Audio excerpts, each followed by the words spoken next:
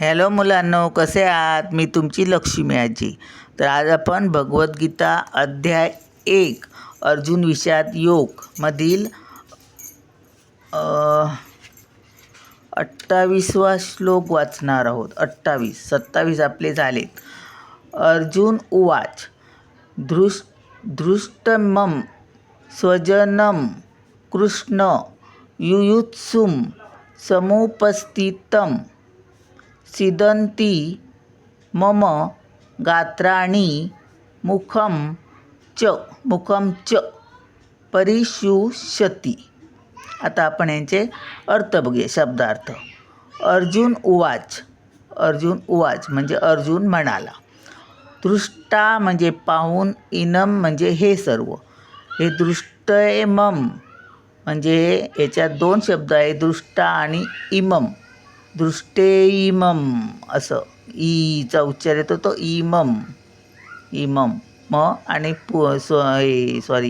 अनुस्वार हा म फोडलेला आहे तो मिळून अनुस्वार. इमम मिळून हे एका शब्दाचा अर्थ आहे हे सर्व पाहून. स्वजनम हे स्वजनम उच्चार पूर्ण अनुस्वाराचा उच्चार, नच्या अनुस्वाराचा उच्चार येतो म म्हणून. स्वजनम म्हणजे नातेवाईक म्हणजेच सगळे सोयरे. कृष्ण म्हणजे हे कृष्ण, हा कृष्ण म्हणजे हे कृष्ण. युयुत्सुम बघा अनुस्वाराचा उच्चार म्हणजे म. युयुत्सुम म्हणजे युद्धोत्सुक झालेल्या सर्वांना. युद्धोत्सुक म्हणजे युद्धात उत्सुक. समुपस्थितम म्हणजे उपस्थित. समुपस्थितम म्हणजे उपस्थित म्हणजे तिथे हजर असणे. सीदंती म्हणजे कंप सुटतो. मम म्हणजे माझ्या. गात्राणी म्हणजे शरीराच्या अवयवांना. मुखम म्हणजे मुख. च म्हणजे सुद्धा. परिशुष्यती म्हणजे कोरडे पडत आहे. त्याचा अर्थ आता हे सगळं जोडून बघूया काय आहे ते. अर्जुन म्हणाला, कृष्णाला म्हणतो अर्जुन म्हणाला, हे कृष्ण, या प्रकारे युद्ध करण्याच्या इच्छेने प्रेरित झालेल्या माझ्या नातेवाईकांना आणि मित्रांना पाहून माझ्या शरीराच्या सर्व अवयवांना कंप सुटला आहे आणि माझे मुख कोरडे पडले आहे. कायचा अर्थ आहे? हे कृष्ण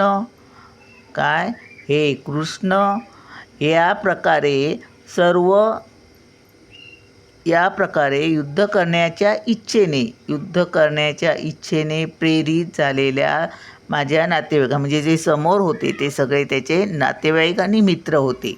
त्यांना पाहून शरीराच्या सर्व अवयवांना कंप सुटला म्हणजे आपण नाही का थरथरी भरली, कापरी भरली तसं, आणि त्याचे मुख कोरडे पडले.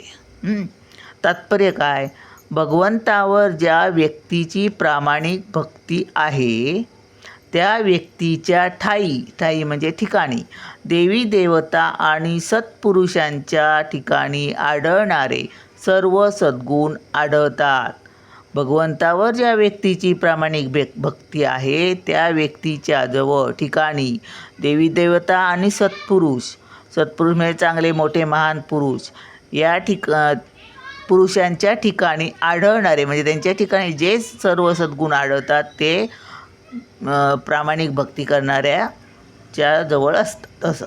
पण जो अभक्त आहे तो भौतिकदृष्ट्या शिक्षण आणि सुसंस्कृती याद्वारे कितीही प्रगत असला तरी त्याच्याकडे दैवी सद्गुणांचा अभावच असतो. काय? जो अभक्त आहे म्हणजे भक्ती करत नाही, तो भौतिकदृष्ट्या आणि सुसंस्कृतीद्वारे कितीही जरी प्रसिद्ध असला तरी दैवी सद्गुणांचा अभावच असतो. म्हणजे दैवी सद्गुणांचा काय असतो? अभाव म्हणजे कमीच असतो तो.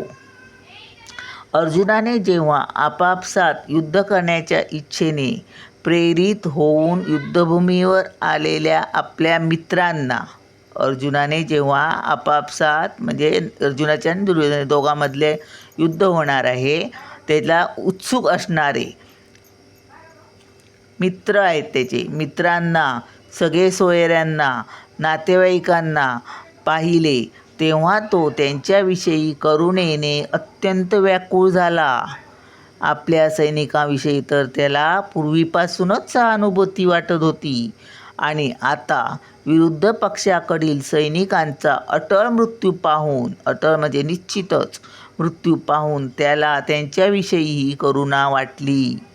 एवढे दिवस त्याला आपल्या सैनिकांविषयीच करुणा वाटत होती, कारण कितीही झालं जरी आपला विजय झाला, कृष्ण आपल्याबरोबर आहे म्हणजे आपलाच विजय होणार, तरीसुद्धा आपल्या बाजूने जे सैनिक आहेत ते थोडेफार तरी मरणारच आहेत तर त्यांच्याविषयी त्याला करुणा वाटतच होती. पण जेव्हा त्याने आपल्या समोरच्या पक्षात दुर्योधनाच्या पक्षात सुद्धा आपल्यावर लढणारे आहेत ते आपलेच नातेवाईक आहेत, मित्रमंडळी आहेत, हे पाहून त्याला त्यांच्याविषयीसुद्धा करुणा वाटू लागली, म्हणजे दया म्हणजे एक आपुलकी, कसं तरी एकदम वाईट वाटू लागलं.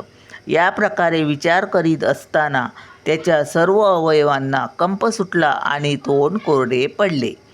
त्यांची युद्ध करण्याची उत्सुकता पाहून तो काहीसा आश्चर्यचकित झाला होता. युद्ध करण्याची त्यांची आपल्याच माणूस आपल्या विरुद्ध युद्ध करणार आहेत आणि ते उत्सुक आहेत युद्ध करण्याला, हे पाहून अर्जुनाला आश्चर्य वाटले. वस्तुतः संपूर्ण समाज आणि अगदी अर्जुनाचे रक्ताचे नातेवाईकही त्याच्याशी लढण्यासाठी सिद्ध झाले होते आणि या ठिकाणी उल्लेख केला नसला तरी एखादा सहज कल्पनेने समजू शकेल की केवळ अर्जुनाच्या अवयवांनाच कंप सुटत होता आणि मूग कोरडे पडत होते एवढेच नव्हे तर तो करुणेने अश्रूसुद्धा ढाळत होता. ही लक्षणे हे अश्रूसुद्धा ढाळत होता म्हणजे इथे उल्लेख केला नाही, तो रडत होता असं उल्लेख केला नाही, पण ह्या सगळ्या ह्याच्यावरून आपलं कळतं की तो अश्रूसुद्धाही ढाळत होता असं कळून येतं. ही लक्षणे अर्जुनाच्या दुर्बलतेमुळे मुळीच नव्हती, तर भगवंताच्या शुद्ध भक्ताच्या ठिकाणी आढळणाऱ्या सहृदयतेमुळे होती.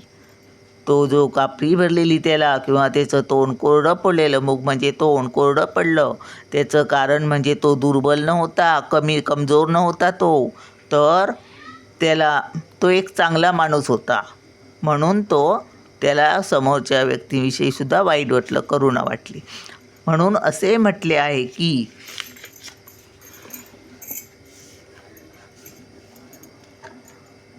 यस्यास्ति भक्तिर्भगवत्य किंचना सर्वैर्गुणैस्तत्र समासते सुरा हरावभक्तस्य कुतो महदगुणा मनोरथेनासती धावतो बह्या. ज्याला पुरुषोत्तम श्री भगवान यांच्याविषयी दृढ भक्ती आहे त्याच्या ठिकाणी देवतांमध्ये आढळणारे सर्व सद्गुण असतात, पण जो भगवत भक्त नाही त्याच्याकडे अर्थहीन भौतिक पात्रता असते. याचे कारण म्हणजे तो मानसिक स्तरावरच अडकून पडल्यामुळे मोहमयी भौतिक शक्तीकडे निश्चितपणे आकर्षिला जातो. चला आता आपण भेटूया पुढच्या व्हिडिओत 29व्या श्लोकासहित. बाय.